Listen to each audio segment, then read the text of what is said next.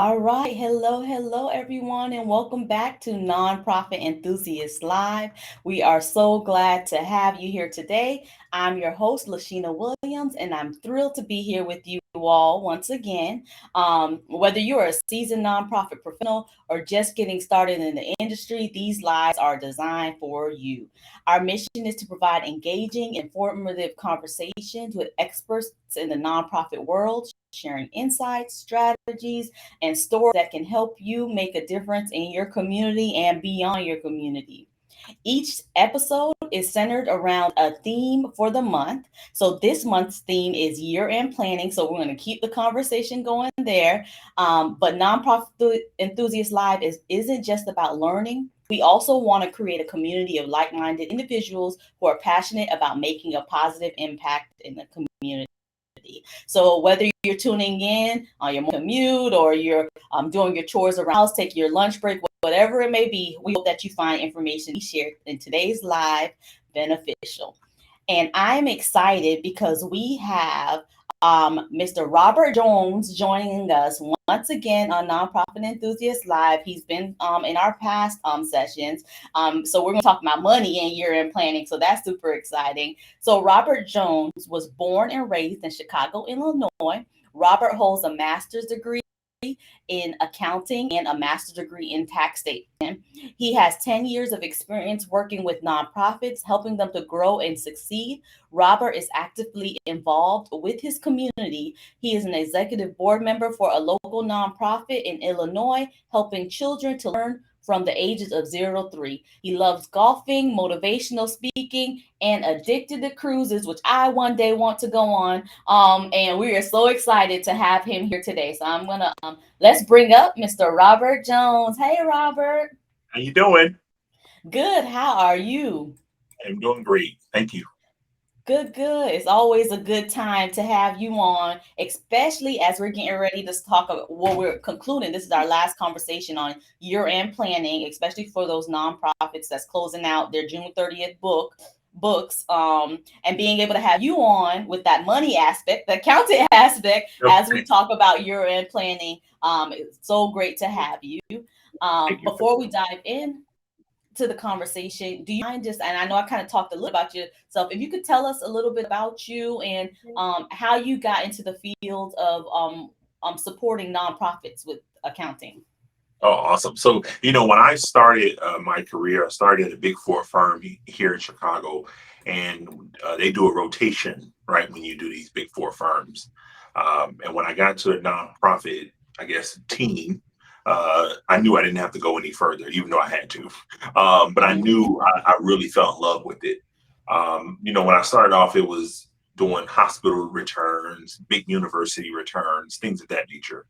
Um, as time went on, uh, doing that role, I felt like, okay, I understand where to put the numbers, but it felt really good uh, when I started my own business, helping smaller nonprofits to grow and to make a difference. And so I've been doing And that so for we're going to keep the conversation. I'm oh, sorry. so I've been doing that for the last 4 years. Just absolutely love it. Especially when I see nonprofits go from, just filing a 990 in, right, to Mhm. having to file a regular 990, which means they're growing in revenue. So that part is what really fulfills me. Love it. And I love that you're about kind of like specializing in nonprofit accounting, because I know that you can when finding accountants, you want to find, if you want to talk a little bit, find someone that has a background in nonprofits in particular, because I know it's much different than the for-profit accounting. Yes, it is. So, one of the major differences is tracking the expenses, tracking revenue, tracking expenses, right? So on the for-profit side, the accountant is more okay, money in, money out, right? We Mhm. don't, with the nonprofit accountant, we have to say, okay, well, this expense, okay, is it program management? Is it program management versus fundraising? Like you really have to think about that. Mhm. Um, and we have to, think about that because we have to apply for grants, and we have to do reporting, and all of those things really really matter. So that's the biggest difference. I kind of link it to uh, you have multiple chefs, but some chefs are, deal with meat, right? And then you have some chefs that are pastry chefs, or whatever the case. So in the accounting world, every accountant is not like a blanket. There's some people who have, Mhm. various niches in those various fields. Okay. So you would say if a nonprofit is looking for accountant, they should have a specialty in the nonprofit arena. They should. Yeah. Got Yeah, it. absolutely. Yeah. So let's talk a little bit. So this month theme is year-end planning. So what are some tips that you have for nonprofit organizations when it comes to, especially those that's getting ready to prepare to close out their books for June 30th, and then those who, I know it's later on in the year, whether it's September 30th or the end of the year, what are some tips that you have for these organizations? So good question. So, the main tip, of course, is having a budget and having the budget approved by the board, right? So if you have a year end of 630, you really should be presenting a budget, or present a budget right now to the board, so that when July 1st hit, you can begin tracking your budget versus actuals in real time. That's one of the biggest things. The second thing, when it comes to closing the books, the accountant that you have should be able to close those books and get you basically prepared for clean financial statements to present to potential funders. So that's really, really important. Here's another really important tip. In fact, the biggest thing that I see is that tracking when you have board meetings, making sure that that you've documented that the budget is approved. Uh, Sometimes potential funders will say, "Can I see your minutes?" And Mm-hmm. they're actually looking for that, believe it or not. So if they see you haven't approved the budget, in their mind, they're like, "Well, how'd you come up with these numbers?" It just raises a lot of questions.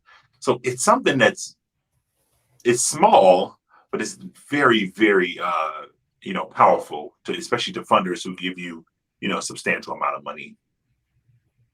Love it. So we have making sure that you have a budget. So working towards that. And maybe we could talk a little bit about any tips that you might have for the budgeting process with the organization. Like what are some things maybe executive directors should be looking at as they're developing those budgets to present to the board? Any Yeah. tips there? Hmm. Yeah, oh, I'm glad you brought that up, because when I help clients prepare for a budget, sometimes they may say things like, I really want to raise $1 million, which is a great goal, right? But how are you going to do that? So if you put in there every month that you plan to bring in, let's say, $75,000 a month, right? So by the end of the year, you should have roughly 1 million. Okay, so let's say you put that in. Well, if you put that in there in the budget and you're not meeting those goals, then you could potentially run into that you're, I don't know, you can potentially run into people just questioning your line of thought. So Hmm. you definitely want to be careful with that. So that's be realistic when it comes to creating budgets. If you know there's something coming down the pipeline regarding your financials, that's always good to put that in there. Kind of like how we deal with Hmm. you, right? Yep. So Yep. we want to make sure that that's really, really important to kind of know, okay, this is coming down the pipeline. Let me put this in a budget. Love it. And then what about throughout the year? So now I this $75,000, and for some organization that's what it is. 75, 100, or let's say I put my $10,000 a month in there because I that's expected money that we expect to have coming in. Would you say nonprofits can use this budget throughout the year? Because sometimes a budget will be created, approved by the board, and then it just sits right, it goes right back on the shelf until next year's time to work on a budget. So, like, True, how it can, does. yeah. So, what recommendations you have there? You know what? Excellent question. Set a day to review it, at least twice a month. Mm-hmm. When you have board meetings, depend on your bylaws, but when you have board meetings, review it together as a board. Mm-hmm. Why are we not meeting the goal of $10,000 from private foundations? Why are we not meeting the $5,000 goal from individuals? What's happening? What's falling behind? What's happening? Those real raw conversations will really help the organization to grow. I love that. Having it as a regular part of your board meeting. That's really good. So another tip you gave earlier is get clean financial statements. Can you talk a little bit more about what that might look like when you say clean financial statements for an Okay. organization? So making sure the books are reconciled Mm-hmm. every month. That's the job of the accountant, of course. Making sure the books are reconciled, making sure the trial balance tie to the registered balance of your books, making sure the category things are in the right category. Mm-hmm. Things are not, making sure it's clean in that way. Uh, that's really important as well. So when we talk about clean, it Mm-hmm. means basically everything should be reconciled to the penny. Got you. And something, because I know a question that I've heard from organizations is like our budget has to be zeroed out by the end of the year, or we have to expend everything. Um do you find that to be true, or and what does that look like? So I think I know where you're going. So here's something to keep in mind when it Mm-hmm. comes to, nonprofits need to make a profit, but they Mm-hmm. also should not, it also should not come across as they're holding on to money Mm-hmm. at the same time, right? So if someone gives you $200,000, for example, the grant agreement says, hey, you should use this in a year. Mm-hmm. Um, you shouldn't just use 10,000 of it, right? Mm-hmm. Because then in their mind, they may be thinking, well, why do we give this to you if you're holding on to it? Mm-hmm. So it's really important to be strategic about the spending, but at the same time, don't be so tight fisted with the funds that it raises concerns to the grantor. Gotcha. Yeah. And and then what about from an organizational standpoint? So you have all these different programs, projects, funds kind of coming in. And yes, for some grantors you have to expend all of the funds. But then I you don't want to be 0-0 at the end of the year. Let's say you have all your projects and all of that's the expectations of all the funders, then you're zeroed out at the end of the year. So can we talk uh, a little bit about that? So what the additional funds, what may that look like? That may be funds, I'm assuming, like from fundraising, because those are unrestricted. Those can just roll over from year to year. Right. And if we Right. talk like a little bit about that, yeah. Yeah. Good question. So there's two types of main, not main, the categories, unrestricted, restricted, right? Mm-hmm. So you got restricted funding where they give you 50 grand and they say you only can use it on this, this, and this. You need to use it by this date, that you need to do. But Mm-hmm. once you get into the unrestricted funding, that's when the fun part comes because now you are making decisions, you and the board are making decisions that is affecting the overall health of the organization financially. Mm-hmm. So let's just say you have about 100 grand in unrestricted funding. Your program runs you about 80 grand a year, maybe management 5,000. So you have 15,000 left over. Mm-hmm. Well, you have to ask yourself, can that 15,000, is it a nice bridge until we get additional funding?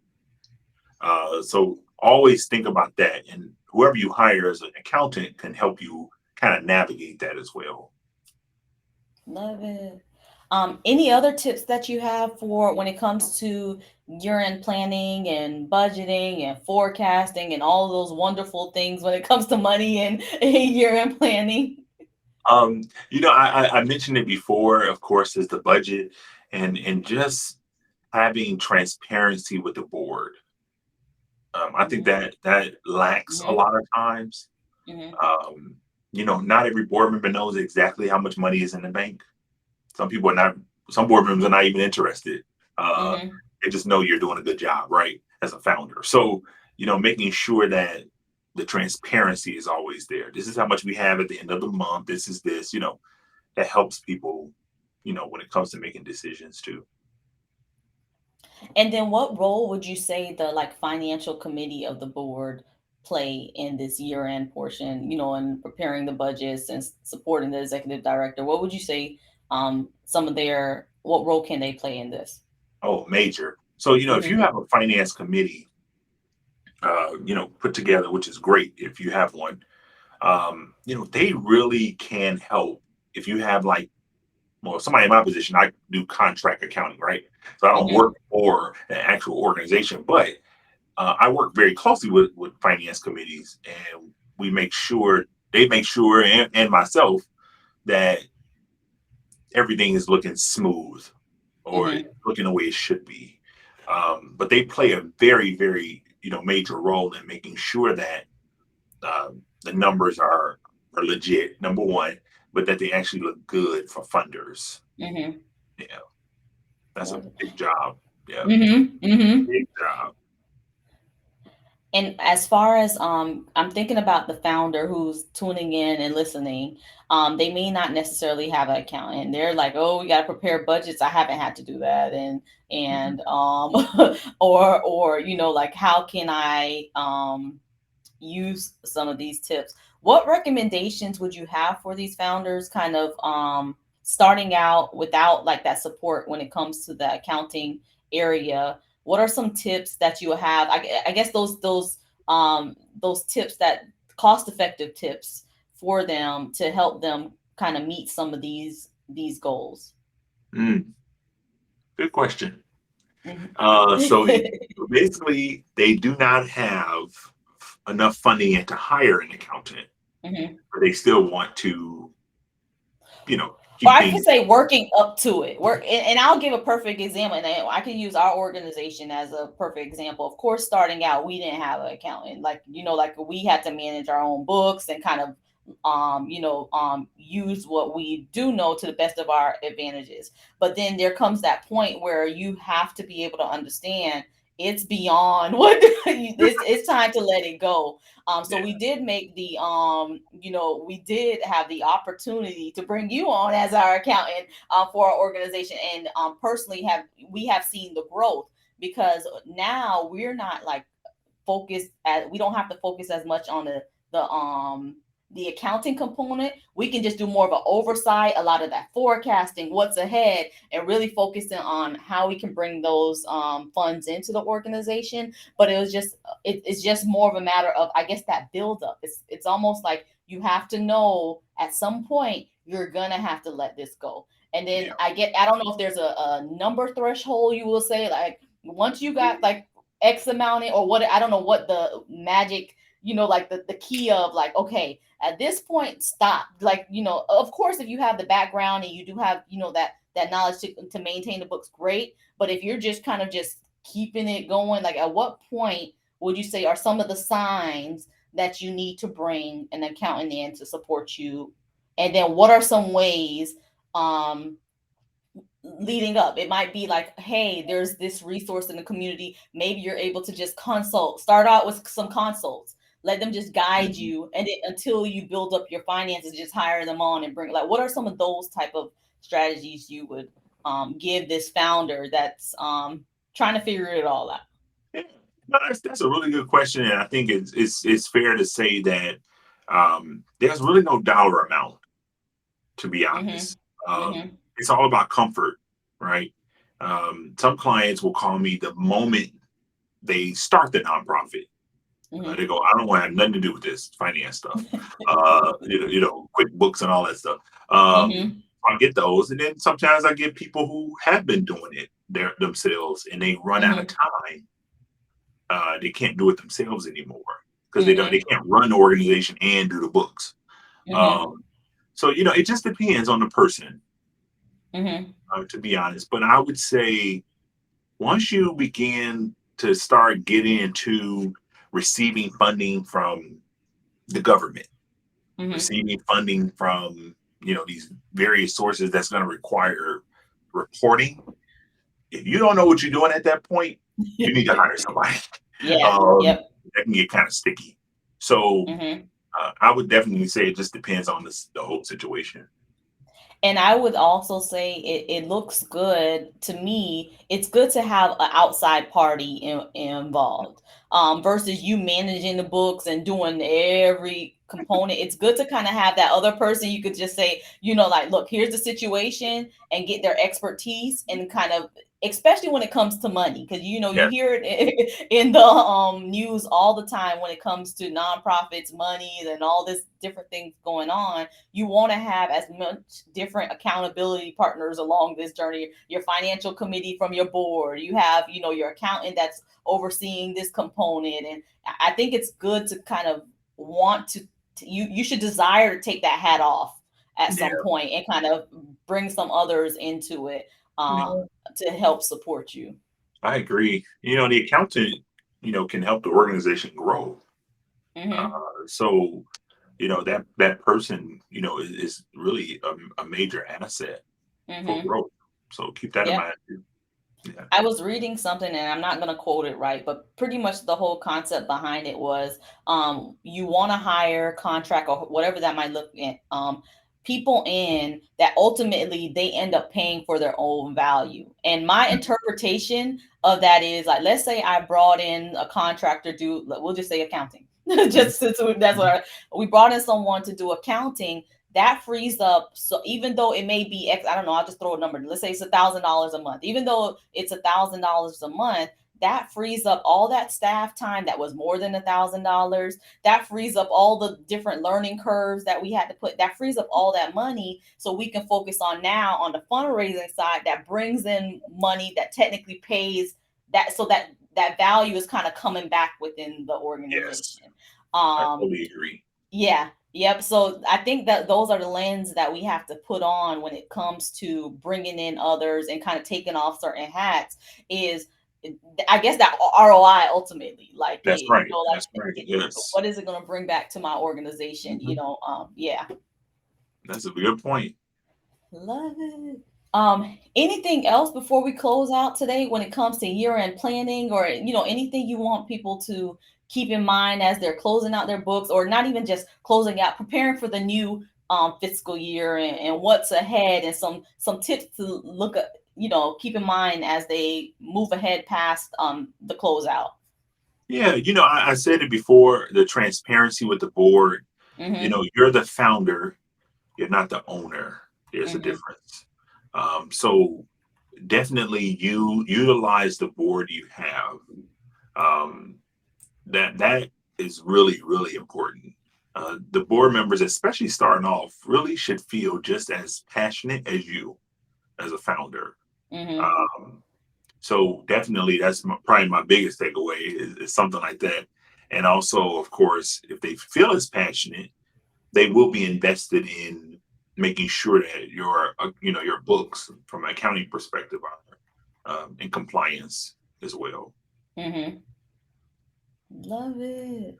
Well, thank you so much. I mean, it's always a good time when we're able to come on and talk about accounting, money, all of that, because we know that's one of our favorite topics in the nonprofit. If it's not fundraising the money, how to spend the money, all of that, Yes, in order yes, to it increase is. our impact. So I'm so glad that you're able to join us, and just provide us so much insight, especially from the perspective of actual nonprofit accountant. And we talked about the importance of making sure that whoever you bring on to support you as an accountant, hopefully you'll give Robert a call. They have the expertise in the nonprofit realm, because there are so much different rules. There's so much different factors, especially when it comes to funding, managing the funds, and being able to quickly provide reports to your donors that are a part of nonprofit financing. So definitely making sure that you look at that. So for some of you, I like to talk about homework. You may not be in a position right now to have an accountant or have someone to help you in that area, but just kind of look ahead as to what that looks like. Normally, a lot of times, within our organization, when we need something, we try to look for it before we even got the funding to, like have it funding for it. So we want to know now, like, what would it take? What do we need to do in order to be able to bring on an accountant or bring on our attorney, or do we like to do that beforehand, so that way we know what we're working towards, what the goal is ultimately. So just encouraging you all to do that. So that's homework. If you don't have accountant, just kind of taking a look at what would that look like for your organization. If you do, you might have a finance department. If you have all of that, great. What are some of the conversations that you all are having now as you prepare for year-end planning, presenting the budget to the board, and all the great things we talked about on today's session. So that's homework. We like to leave out of here with homework. So that's homework for today. Yeah. So other than that, anything else? Can't think of anything at the moment. There we go. All right. Keep working hard. Make sure those books are good, so that when people, when funders want to give you, money, they know you're responsible for it. You'll be responsible with it. Awesome. Yeah. Well, thank you so much for joining us. It's always great to have you on. This is not the last session with us. We're definitely going to have to get you scheduled for the next one. Okay. All right. So thank you everyone for tuning in, and we'll see you next Thursday. Bye, everyone.